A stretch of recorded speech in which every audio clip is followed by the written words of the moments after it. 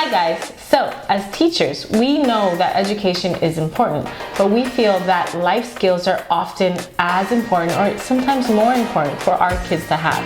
So today we're going over 7 skills that your child should have before they turn 10.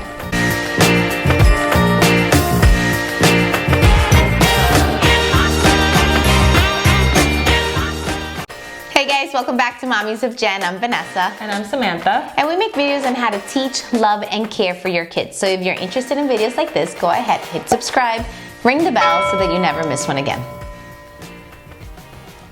So after so many years in the classroom and so many conversations with other teachers and parents, we've come to the conclusion that we should not just be focusing on academic skills. That as parents, we need to be encouraging life skills too. Having said that, we have 7 tips to help your child become more independent, to be self-sufficient, and these are definitely skills that they're going to be valued once they reach the workplace.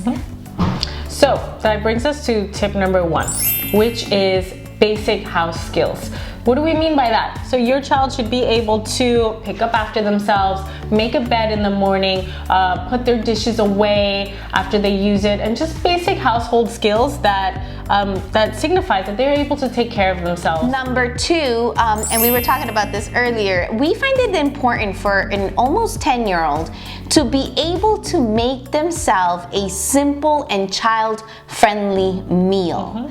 And the reason behind this is, again, because we're trying to encourage this level of independence where they're self-sufficient, where they're able to stand on their own 2 feet, and making a simple meal for themselves is great. It's kind of like, I have a boy, so you know that term, mama's boy. You don't want to be raising a mama's boy. Like, yes, you as a parent want to be able to provide them with a lot of what they need, but you also kind of have to let go a little bit so that they can provide for themselves. Yeah, and there's tons of things that go into that. They need to be able to remember steps to make a recipe, even as simple as like, how do I pour myself a bowl of cereal, right? Up until safety, right? How do I use a microwave safely? How do I use the stove safely? If you trust and teach your child to do those things, because those are things that are going to carry them a long way. So this next tip is one that rings so true to us as classroom teachers. We experience it and we talked about it in other videos, and that is for your child to have proper manners and even table etiquette, right?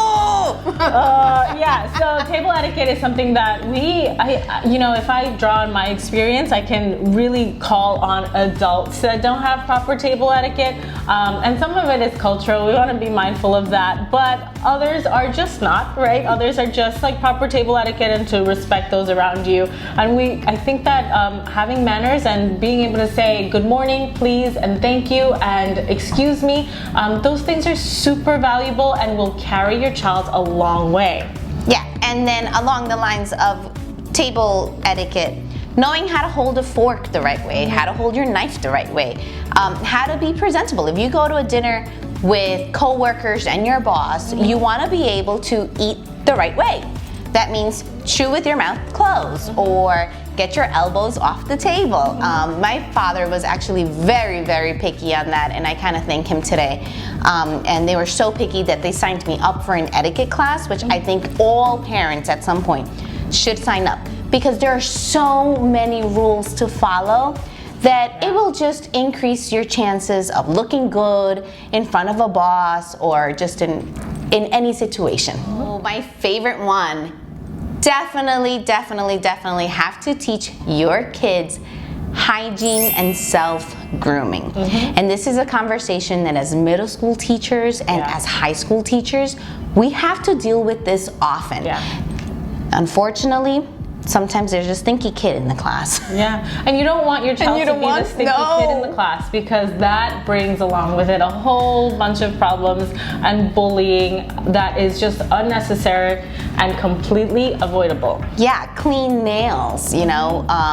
These are things that we see on a daily basis that we end up having sometimes to address it with the counselors so that the counselors can address it with the children themselves. So you definitely want to teach hygiene and self-grooming.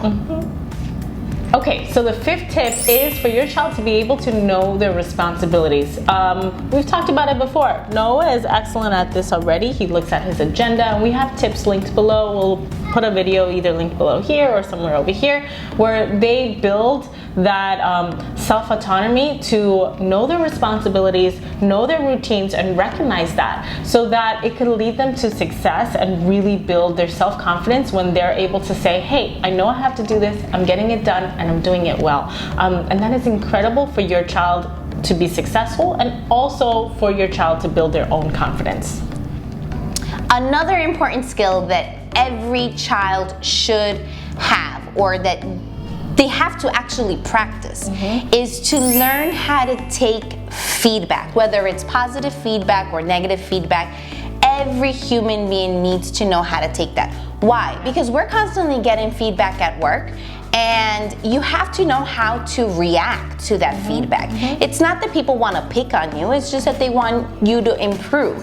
So having that understanding by constantly giving them feedback, even just involving them in after-school activities, sports, and all of these things, this is going to teach them this critical skill of learning how to take feedback and knowing how to apply the feedback to make changes. Which brings us to our last tip, and definitely not least, which is having the skill to speak up for themselves.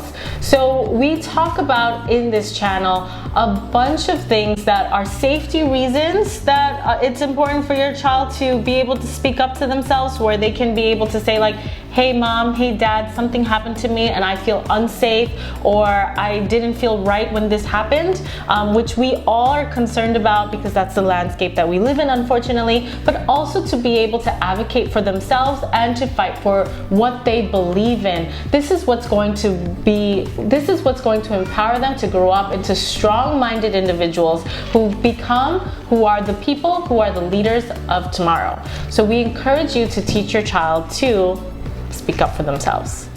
All right, guys, so there you have it. Those are the 7 skills that every child should be able to have before turning 10.